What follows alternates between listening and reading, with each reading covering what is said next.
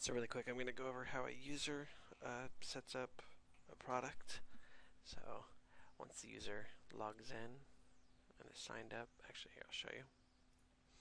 So from this screen they'll click on the My Account, which is subject to a name change, but that's what it's called right now. Then they'll be in their account area. This is their dashboard. We can put videos and instructions here on what to do.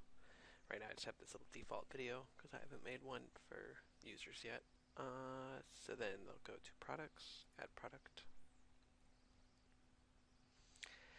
So then they give their product a name.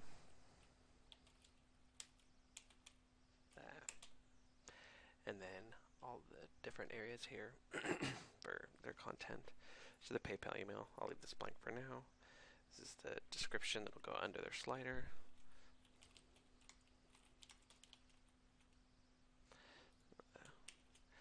Then their slider. So they can add images to the gallery. They can only view images that they've added. I added these images already, so I'll put these in here. So then there's another tab here. I can put in all these details.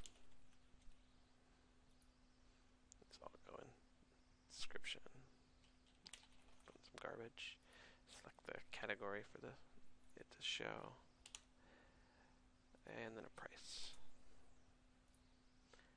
Then they have to select this category, which is actually depicts what happens when you're searching through the different categories to find products.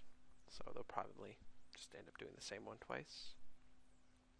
Then they need to set a product image. This will be the thumbnail that gets shown. And then once they like the way that it looks, they'll submit it for review. I highly recommend that all products go through you before they're published, because if not, they would go straight to the homepage and any user could submit whatever they want, and that probably could end badly. So I have another browser open here with me logged in as the administrator.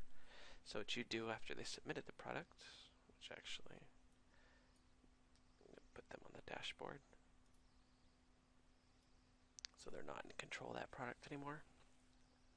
So then you go to products, you click products to see all of them. So we see here we have product pending. So we click on it to view it. I guess I still have control of it. It's taken away from that user. So then you can look through everything, make sure the images aren't something illicit, there isn't some sort of derogatory comments written inside of the description or in the sidebar. So once you're sure everything checks out, that these two match, maybe make sure that they put them in the correct category, and you just go publish.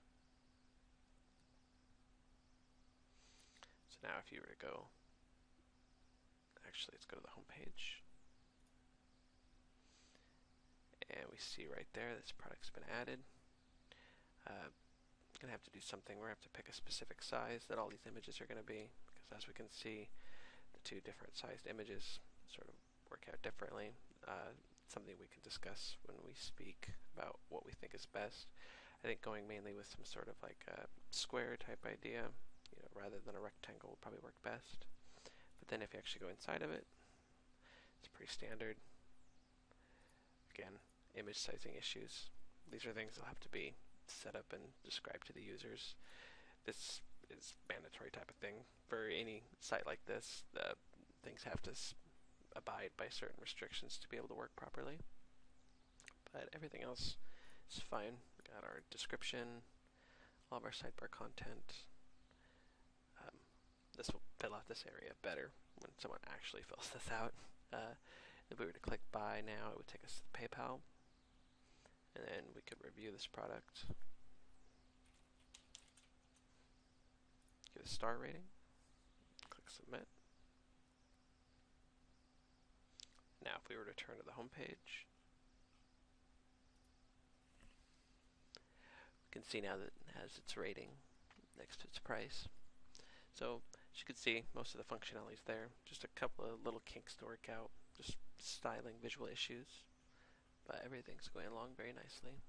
So let me know questions you have or things you want to do when we speak